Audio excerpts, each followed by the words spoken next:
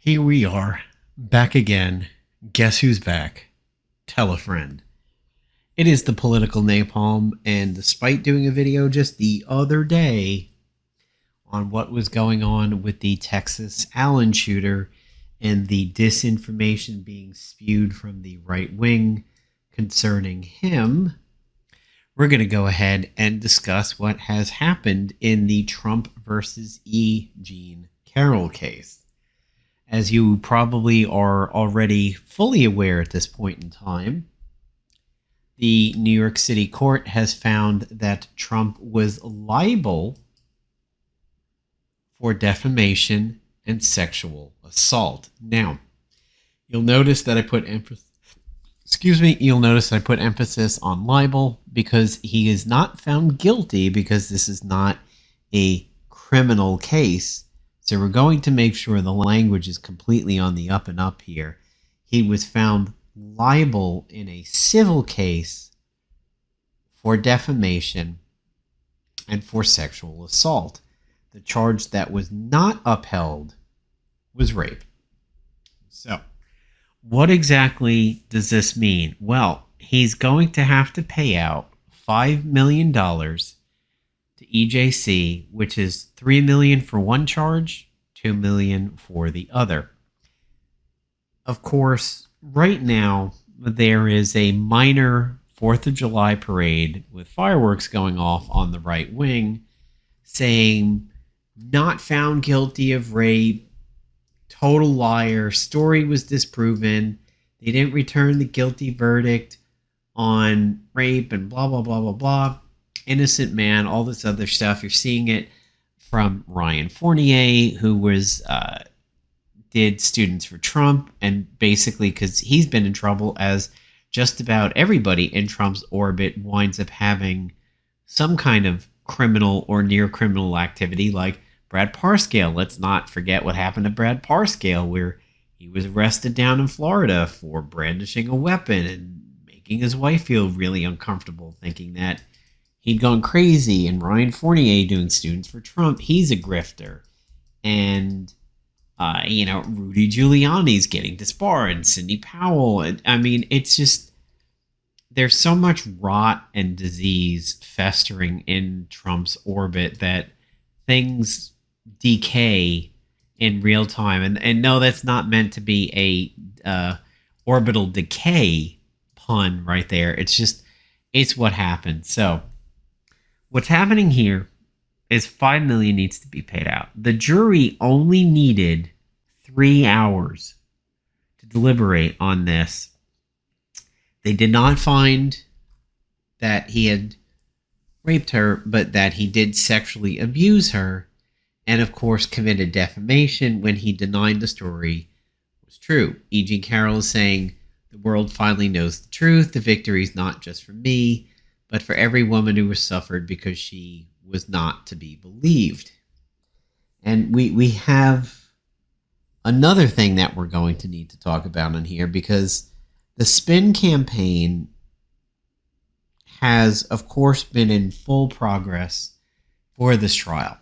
If you go back several days ago, about a week ago, there was commentary that she said that kind of abuse was quote-unquote sexy.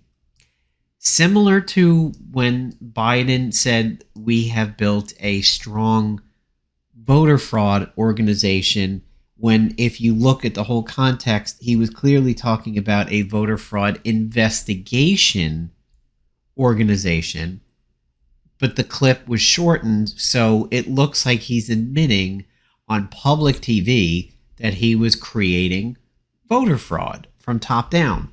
And the right wing likes to link that all the time. It's on YouTube in its shortened form so that rightoids can just link that whenever they need it. But what is also on YouTube, and what people know, is the long form that has the proper context. Well, the spin campaign happened with EJC by using the "it's sexy" context without context. So it looks like she's saying that it is sexy to have this happen, and that's why this trial should be thrown out. Why are we on trial for what he did to her when she claims like it was sexy and that's what women want. No, that's not what she was saying.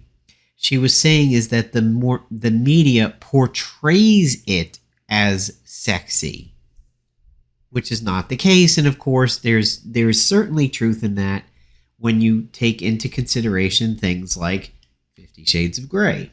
As a brief aside here, I grew up with young adulthood of Loveline on MTV, which had Adam Carolla and it had Dr. Drew, and I always really liked Dr. Drew.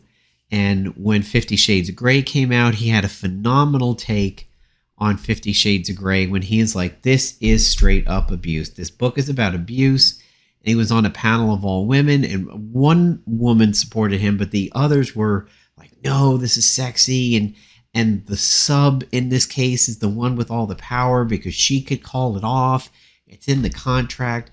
Really, the dom has to do what the sub is doing. I mean, it is laughable how these women were defending 50 Shades of Grey, and Dr. Drew was calling it perfectly, and I loved him for it. But then he had that really bad take on COVID in the beginning of it and wound up actually publicly apologizing for it and walked it back, which allowed me to give him some credit again. I'm like, okay, you're kind of doing the right thing here. You try to make sure people didn't, go into the panic at the beginning. Well, yeah, now we're beyond the panic stage here. We're in trouble. And he walked it back. He's like, yeah, I'm sorry. Blah, blah, blah. I thought this was just going to be another flu and didn't want people to panic and buy up material that nurses and doctors need. So he took his lumps, but for a while there, I was really disappointed in him. Anyway, that is what E. Jean Carroll was saying when she made the quote about it's sexy, quote unquote. It was taken out of context. She wasn't saying what could possibly happen to her was sexy in any stretch at all. She was saying that the media portrays it that way.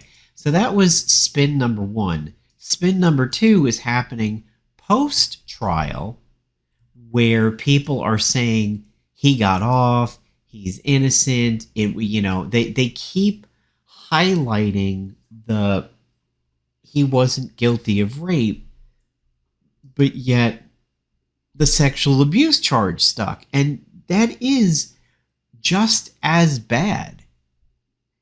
Sure, it is one step shy of the utmost worst, but we know in today's society that has gotten far more polite about this, physical actions that don't necessarily finish in the act of what constitutes actual rape is still just as bad. We live in a society now where we tell our kids if Auntie May and Grandpa Bob or your nanny touches you and you don't like it, you say something, you ask not to be touched that way. I mean, we're not talking pinched cheeks, but even to that, like, we now teach kids to defend themselves, to respect their personal space. Society is far and away different from the society in which Trump says, when you're a star, they just let you do it. And I just moved on her like a bitch, and I just start kissing and she's got these fake knockers. Trump's own words did him in for this case. When he was out in Scotland and Ireland and he was on that trip and he said, okay, I'm going to cut my trip short because I'm going to go there to confront my accuser, which could be constituted as a threat, could also be taken as somebody quoted the Sixth Amendment to him and said, here are your rights to this. You have a right to, face your accuser, blah, blah, blah. And he was simply parroting it, similar to when he said, no collusion, no collusion, no collusion. He was being a parrot at that point in time. He was injected with a phrase. It was like a pull string robot, basically. He was injected with a phrase Somebody pulled a string and he just went, come up and see me sometime. Come up and see me sometime. That's what he was doing there when he was saying that. I'm going to go confront my accuser. So the spin train, which is something we talk about on this channel a lot, is happening. People are trying to declare this as a victory for Trump. But here's how the right always screws themselves up when they try to spin these narratives that are not based on reality. Legal people in Trump's circle, like Underpants Gnome Dershowitz, old Uncle Dershie over there, he and others are saying he should appeal and he'll win the appeal. Okay, tell me this, Magoo. If in fact he was innocent and the biggest charge he was found innocent of, this is a victory for Trump, then why does he want to appeal? Riddle me this, Batman. If we're throwing a ticker tape parade down Mar-a-Lago Avenue over here that he has achieved victory and proved EJC to be a liar, then what are you appealing? You can't have it both ways. I'm sorry.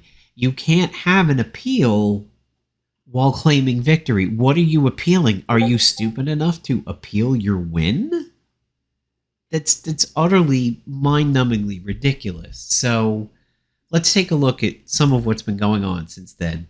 T-Pain brings up the point, $10 says Trump cancels the CNN town hall.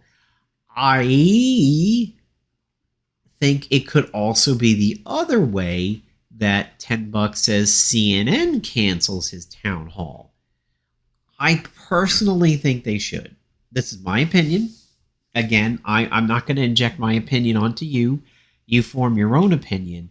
I think CNN will catch, I mean, they're already catching buckets of flack for allowing him to do this town hall coming up. However, when you take into account what he was found liable of, not guilty, let's still be careful on that, what he was found liable of is really, really going to piss off viewers even further if they still continue to platform him. And I think CNN, hopefully, does not want to have that on their conscience. And if CNN does it, of course, he will melt down and he'll say he's being canceled and everything's rigged. And now CNN, which he was so happy, we're going to give him a platform. And he was like, oh, well, maybe CNN was great. They're going to do this now. Maybe they're not as bad as I thought they were. He's going to flip right around and say, well, yep, yeah, no, they're trash. I knew they were trash. You know, it's absolutely absurd. He was going to have a huge town hall and now I'm canceled. He's going to have choice words if CNN cancels on him. I don't know that he would cancel because he would probably consider it a victory lap to get on CNN, which is what he would call fake news. You're fake news. I think it's really, really going to be not on him. It's going to be on CNN because it would be a victory for him to make it to CNN. However, if it actually happens, if he doesn't cancel, if CNN doesn't cancel, I totally believe this town hall will be unhinged like you could not possibly imagine. If you think the MTG on 60 Minutes was bad and everything, this is going to be ages, miles, years worse. It's just going to be a bitch fest. So I really hope it does not happen. Here, Newsmax's Dick Morris, who basically sounds like Gargamel. Let's take a listen to this guy. He says, and he's got Dershie on this one. He says, yeah, we just, she needs to be defamed further. He was guilty of defaming her. Let's do some more of the defame thing. Well, not question. I think that, look, all of these cases boil down to Donald Trump versus the accuser. And in this case, it's a zero-sum game. And what Trump needs to do is to defame her a little bit more. He needs to go after her and say this happened so long ago. She waited to bring the charges. She only talked about it after she got a $70,000 book advance. And then to add the other ingredient that this is a likely all Democratic jury. We don't know that because we don't have the names of the jurors.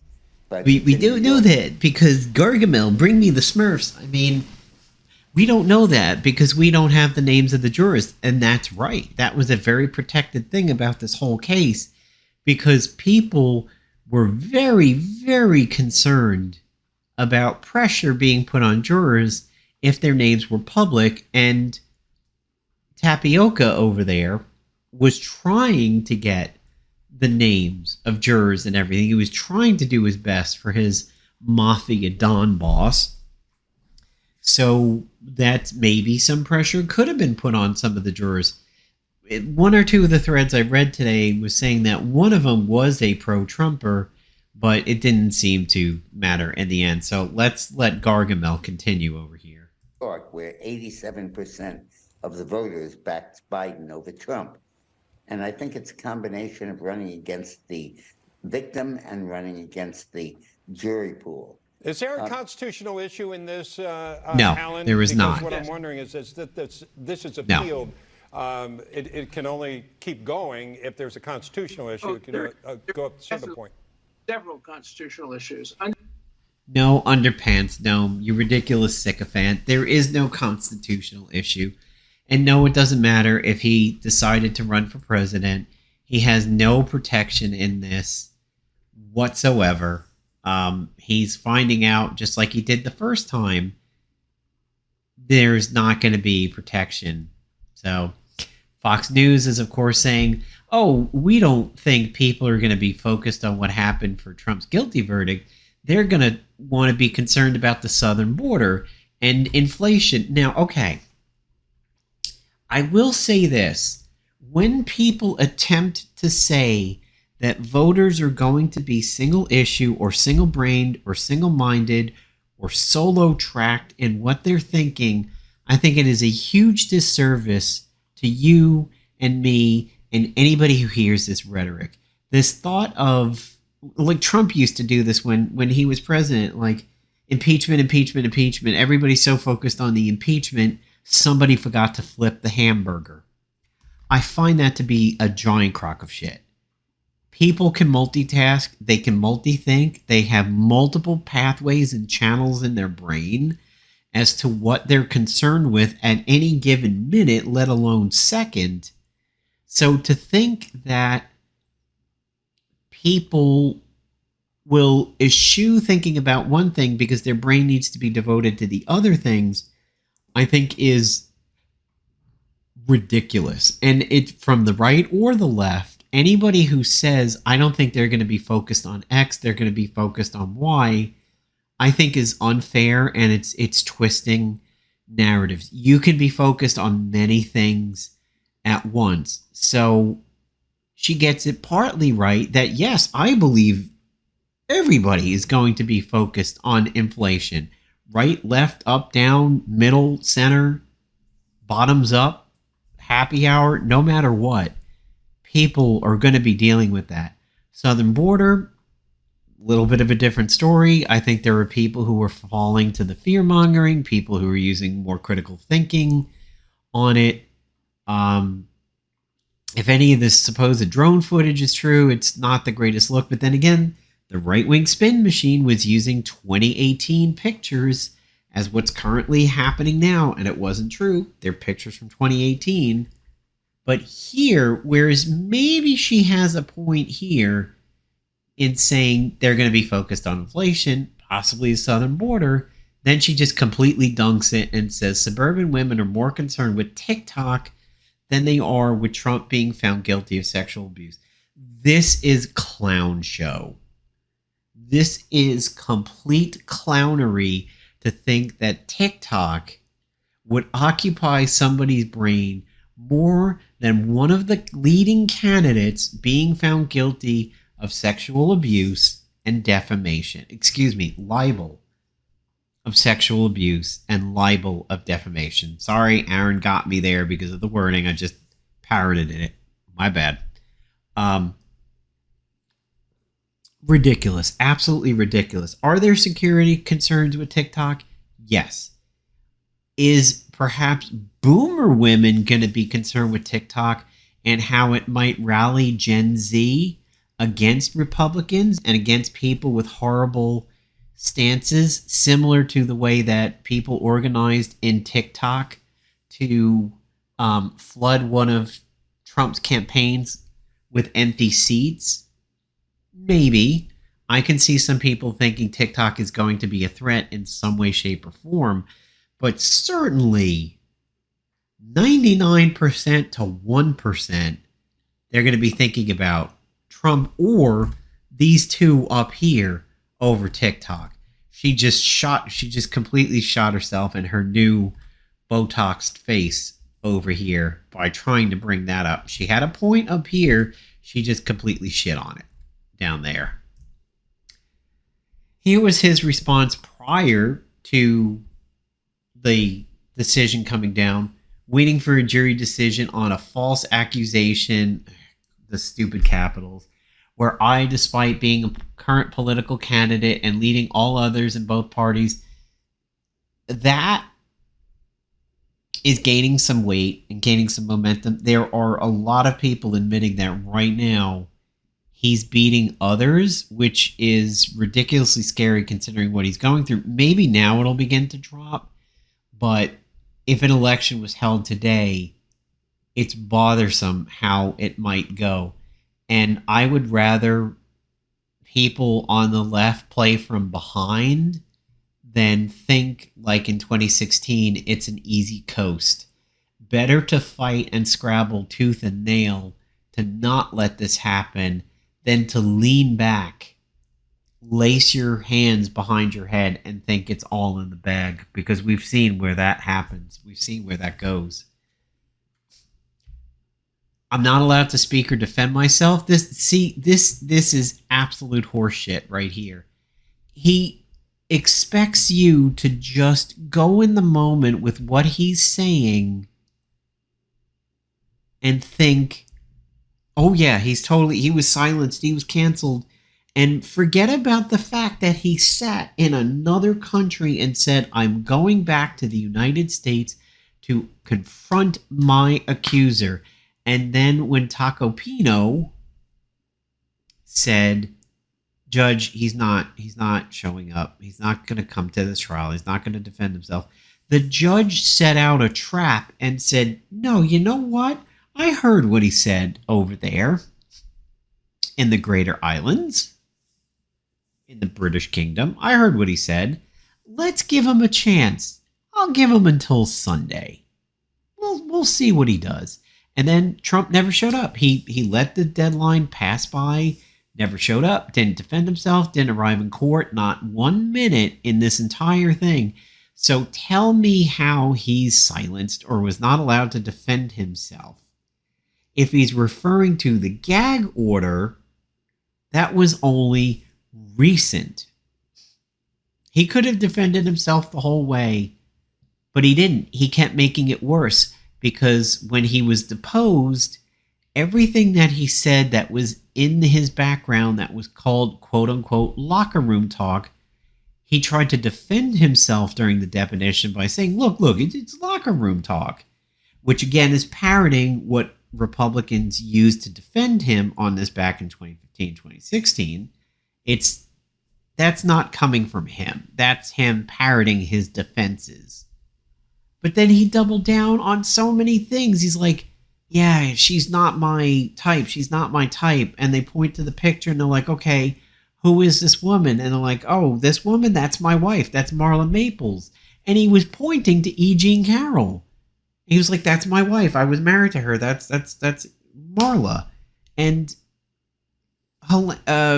Elena, that Christina Baba over there was like, oh God, no, that's E. Jean Carroll. You're pointing to E. Jean Carroll. He's like, oh, I am. The picture's blurry. God, he dug himself so many graves by not showing up, by that deposition being played, and him not saying, he didn't defend himself from his own deposition or from his own past words when he did that deposition. He just made them worse. He was like, I know it's politically incorrect, but I'm going to say it. She's not my type. She's not my type. and you're a horrible lady, and you're not my type either, but, you know, fortunate, unfortunate stars are allowed to grab people for millions of years. Complete zoo of a clown show his deposition was. And it's up on YouTube. It's like 45, 47 minutes long. I haven't seen all of it. But how there is any red-blooded American woman who listens to that deposition, hears him double down on his bad actions, and still says, this is a guy who I want to put in the White House, is beyond me. Because here's the thing. People aren't going to be gentle-minded about this or middle-minded. They're not going to say, but. There will be no but in these conversations. It's, yes, I will put him back in the warehouse. And then cricket, silence, period. I'm shutting up now.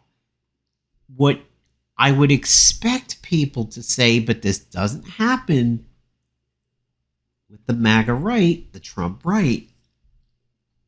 People could say, I don't like what happened in the E. Jean Carroll case. I believe he is guilty, and it is incredible shame, but I would like for inflation to go down and blah, blah. Nobody does the but with him because it's centrifuge politics. People are spun out to be ridiculously against him, or they're spun out to be ridiculously for him. There's so little middle ground for people's opinions on him. It happens. I've seen people who've stayed Republican and have left being Trumpers. Somebody I know pretty well has done that. But that is anecdotal. That is one person. It is not enough. It's okay to say you want Trump to be a president because you think he could do X, Y, and Z. However, you're not a fan of A, B, and C. But nobody does that. They're just like, yes, Trump. They get the tattoo. They get the flag on their Ford pickup truck, their Ford F-150. They get the flag out on their garage. You know, Stars and Stripes bikini with Trump on the tramp stamp above a rather large posterior and everything. But nobody's doing the buts. And that's the problem. And it's really, really scary to think that we could be back there again for a third time, that you just want to shake people and go, this is what he did, and this is what he's guilty of, and this is what he's still on trial for, and this is what he's been indicted for, and you still think he's going to do it. Look at all the lies he's been caught in the first tenure. That doesn't bother you. Look at all the things he made you chant in 2016 that didn't come true by 2020. Are you going to chant it again? Yup. Yep. That's right. I'm going to shoot up my Bud Light and then go vote for Trump. Madhouse. Absolute madhouse. So, anyway, there he is, folks. He has been found liable for sexual assault and defaming E. Jean Carroll by denying what happened and by calling her ugly and not my type and not my type. And then picking her out of essentially a lineup and calling her Marla Maples. You gotta think Marla Maples was her type, his type enough to be married to him. Therefore, E. Jean Carroll's probably not nearly as far from his type as we think. So, the political napalm, signing off.